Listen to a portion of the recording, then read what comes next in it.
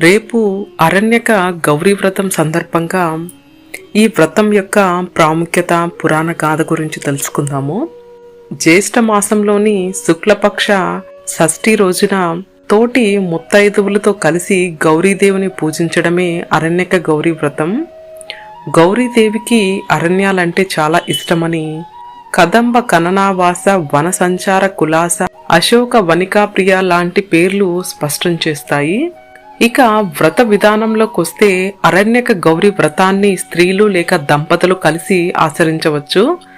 వ్రతం నాటి ముందు రోజు రాత్రి ఉపవాసం ఉండి పవిత్రంగా గడిపి వ్రతం నాటి తెల్లవారుజామున తలస్నానం చేసి ఒక చెట్టును ఎన్నుకొని దాని మొదలను శుభ్రపరిచి అలికి ముగ్గులు వేసి తర్వాత బియ్యం పోసి దానిపై పసుపుతో గౌరీదేవిని నెలకొల్పాలి.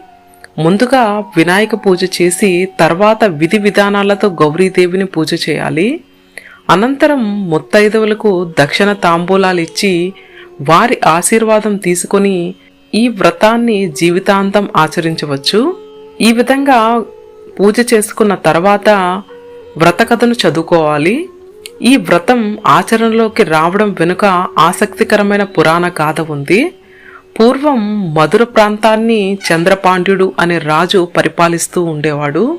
ఆయన భార్య కుముద్వతి, భర్తకు తగ్గ ఇల్లాలు. చంద్రపాండ్యుడు దైవభక్తి పారాయణుడు, పార్వతీదేవికి పరమభక్తుడు.